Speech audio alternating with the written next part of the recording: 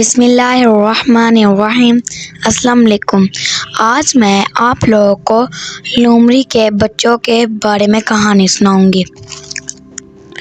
مدن اور شدن لومڑی کے بے حد شرارتی بچے تھے۔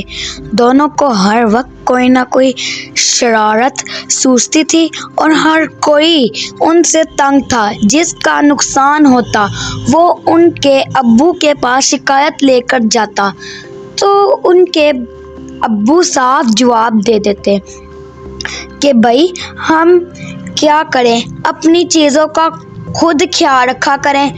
سب دل ہی دل میں انہیں برا بھلا کہہ کر رہ جاتے تھے۔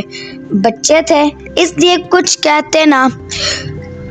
بھائی میں نے دریا کنارے ابھی ایک مٹکا دیکھا ہے جو مکھن سے بھرا ہوا ہے۔ مدن نے بھائی کو بتایا۔ ارے واہ، بڑی مزیدار خبر لائے ہو، چلو چل کر ہاتھ صاف کرتے ہیں۔ شدن بولا، واہ، مکھن سے بھرا مٹکا، میرے تو منہ میں پانی آ گیا۔ جلدی جاؤ، میرے لیے بھی لے کر آنا۔ ان کے ابو بھی سن کر مسکرائے۔ وہ دونوں بھائی اس طرف کو بھاگے جدھر مٹکا تھا۔ دریا کنارے پہنچ کر انہوں نے دیکھا کہ دور ایک کسان کھیت میں ہل چلا رہا تھا۔ مکھن سے بھرا یہ مٹکا یقیناً اسی کا تھا جس نے ٹھنڈا ہونے کے لیے دریا کے کنارے پانی میں رکھ دیا تھا۔ ساتھ دو چار بڑے بڑے پتھر بھی رکھ دیے تھے تاکہ مٹکا بہہ کر دور نہ چلا جائے۔ انہوں نے دیکھا کہ کسان اپنے کام میں اتنا مصروف ہے کہ اس طرف اس کا دھیان نہیں ہے۔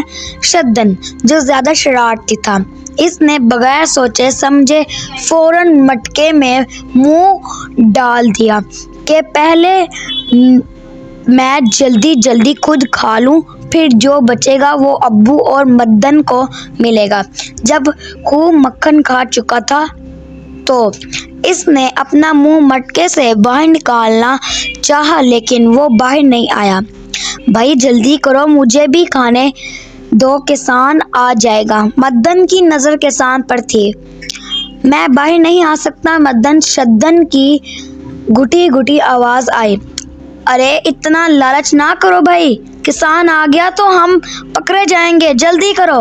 میں باہر نہیں آ سکتا بھائی، میری مدد کرو، شدن نے پھر بامشکل کہا۔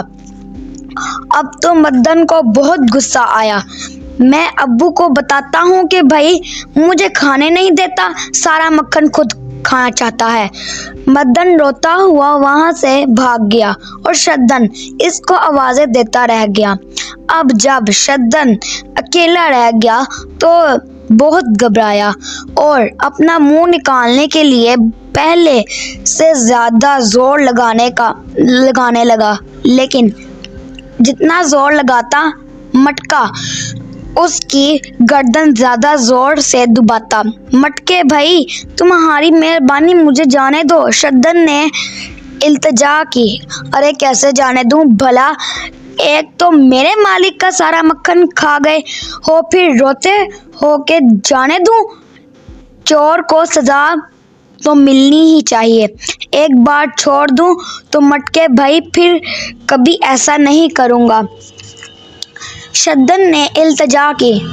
تمہیں یاد نہیں جب میرے مالک کی بیٹی یہاں پانی بھرنے آئی تھی تو تم نے شرارت میں آ کر میرے بھائی مٹکے کو گرا دیا تھا اور وہ پھوٹ گیا تھا، اور جب ہم نے شکایت کی تو تمہارے ابا نے کہا کہ اپنی چیزوں کی خود حفاظت کیا کرو۔ ابھی تو موقع ملا ہے اپنے بھائی کی موت کا بدلہ لینے کا۔ مٹکے نے اس کی گردن اور زور سے دبائی تو شدن کی آنکھیں باہر آ گئیں اور زبان پہ لٹک گئیں۔ وہ جتنا اپنی گردن چھڑانے کی کوشش کرتا اس کو تکلیف بڑھ جاتی۔ اس کا بھائی بھی ناراض ہو کر وہاں سے چلا گیا تھا، ورنہ وہیں اس کی مدد کر دیتا۔ جب کسان کی نظر ادھر پڑی اور اس نے دیکھا کہ ایک گیدڑ اس کا مکھن کھا رہا ہے تو وہ اپنی کسی لے کر پہنچ گیا۔ جس سے وہ زمین کھود رہا تھا۔ اس نے شدن کی خوب مرمت کی۔ شدن مٹکے سمیت بھاگا تو ایک بڑے پتھر سے ٹکرا گیا اور مٹکا پھوٹ گیا۔ اس کا سر باہر آیا تو کسان اس کے سر پر وار کر کے اس کا کام تمام کرنے ہی والا تھا کہ مدن اپنے ابو کو لے کر پہنچ گیا۔ دوسرے جانور بھی جمع ہو کر تماشا دیکھ رہے تھے اور خوش ہو رہے تھے کہ آج تو شدن کو اپنے کیے کی خوب سزا ملی۔ شدن نے کسان اور تمام جانوروں سے کان پکڑ کر معافی مانگی جن کو وہ تنگ کرتا رہا تھا کہ آئندہ کسی کو تنگ نہیں کرے گا۔ اس کی حالت دیکھ کر سب نے اس کو معاف کر دیا کیونکہ اس نے اپنی شرارتوں کی خوب سزا مل چکی تھی۔ تو جی ہماری اس کہانی سے سبق ملتا ہے ہمیں کسی کو تنگ نہیں کرنا چاہیے۔ تو ہمیں تنگ کرنے سے پہلے سوچنا چاہیے ہم غلط کر رہے ہیں یا صحیح کر رہے ہیں، ورنہ بعد میں پچھتاوا ہوگا۔ یہ تھی میری کہانی۔ امید کرتی ہوں کہ آپ کو میری کہانی پسند آئی ہوگی، لیکن مجھے کیسے پتہ چلے گا کہ آپ کو میری کہانی پسند آئی ہے؟ مجھے بتانے کے لیے آپ کو کمنٹس، لائک، شیئر اور سبسکرائب کرنا پڑے گا۔ اللہ حافظ، بائے بائے۔